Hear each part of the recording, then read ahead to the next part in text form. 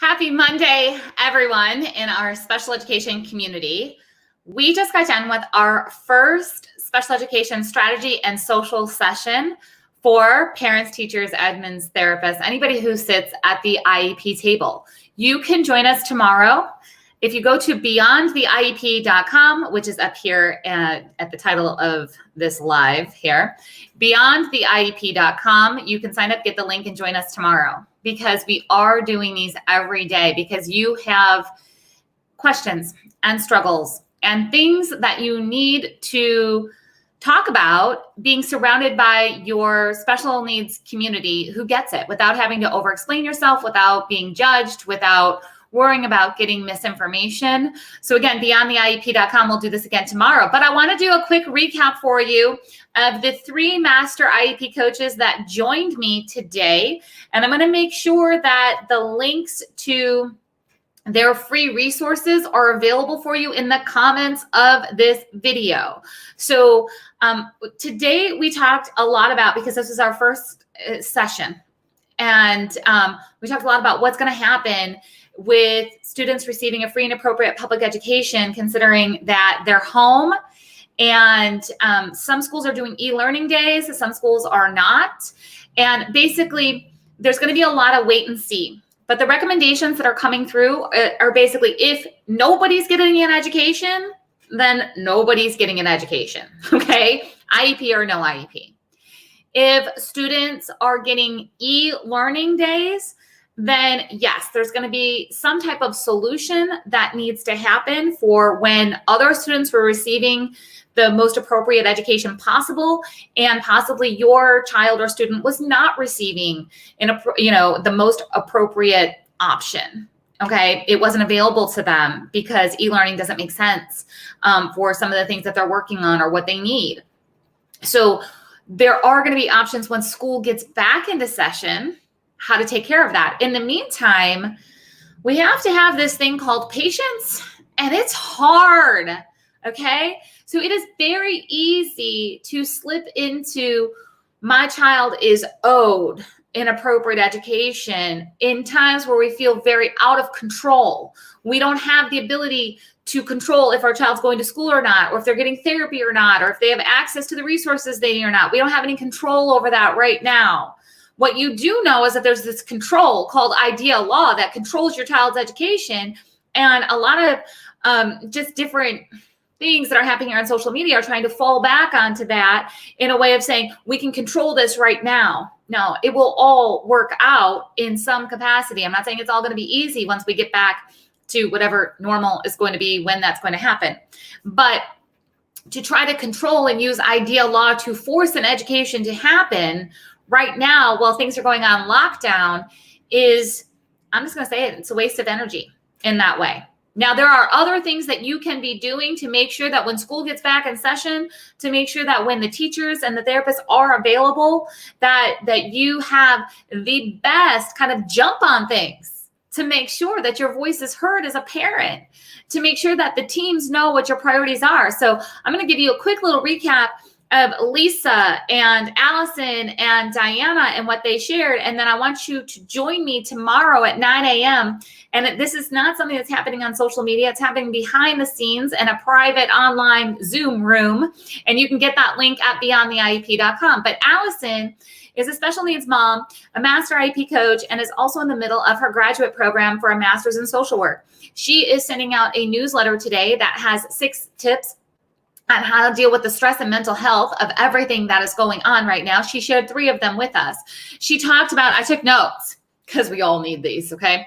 She took notes. If you are a list maker, please make sure that your lists are broken down into smaller chunks, meaning she doesn't just put cook dinner. She says she's putting all the steps for dinner in there, okay? It's helping her break things down, stay on track, and feel accomplished in that. She's prioritizing what influences she's letting come into her mind, her ears, and really interrupt her day. And then she's also really isolating the stress to certain parts of the day. Yes, we're all stressed and we seem to be going these cycles, right? Like we're going in these cycles that it's just like, okay, all right, I got this. And then you're okay. And then you let more information in and then it kind of gets you off track of what's going on. So I'm going to really encourage that you sign up for Allison's newsletter so you can get more tips from a special needs parent and master IEP coach who gets it.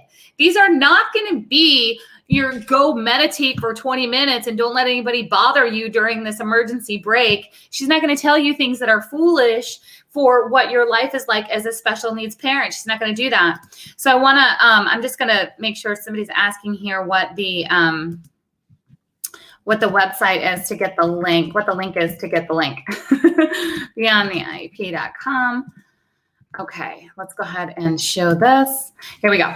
So, so if you hop on over to BeyondTheIEP.com, that's where you can get more resources tomorrow. Okay, but I'm going to make sure Allison's list is in the comments here when I am done going live. I'll make sure that it's there. We also had Lisa that talked about. Lisa is a special needs parent who's a master IEP coach who helps families with behavior plans in a very realistic way of empowering a child to have choices and really establishing the high expectations and how to do that in this time of uncertainty that's happening right now. So she gave some examples of how, you know, like it was lunchtime, but she let her son participate in what he was going to eat, or it's game time because we need to get off screen time, right? So it's game time, but teaching her son that he gets to pick a game and then somebody else gets to pick a game. Those are all skills, quite honestly, that your schools are working on, and you can implement those into the routine. Do not feel like you need to control every minute of your child's day. That promoting independent play and, you know, having them learn the skills to stay busy, which is something that our entire generation of students are struggling with, of how to stay busy independently, especially if you're going to limit screen time on there. This is all times that we can take and implement some strategies to help our students gain skills that they're going to be able to generalize when they go back to school. But I don't want you to think about it that way. I want you to think about it as stabilizing. I want you to think about this as just working to make sure that we're not going to have severe regression after these emergency breaks.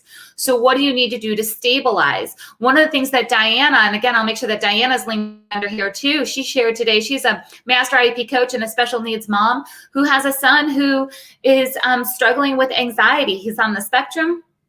And she's noticing that he's worried about things that she never knew he worried about. So she's tracking that. She's tracking what she's learning about her child at home so then she can communicate with the team. And she's not tracking how many words he's reading at a certain level. She's tracking what he's worried about socially, emotionally, how he's self-regulating, just different things that she's like, I don't notice these things when we're in the routine of school, but I'm noticing different things. So she's going to keep track of that so she can utilize that parent input section, which is on the IEP. Everybody has this section in their IEP. Okay.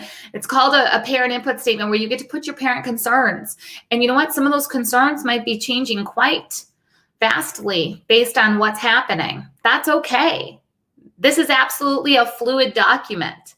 So whatever needs to happen when your child does get back to school, we can work on that together. But for right now, I'd love for you to take some of that advice from Allison and from Lisa and from Diana. From Allison, you know, taking care of your own mental health, making those lists, limiting your input of information, especially the negative information that's just flowing all day long, making sure that you are time blocking when you're going to let that information into your day so you're not cycling, let me get that right, through that all day long. Make sure you're giving your child choices whenever you can, because their life is out of control too.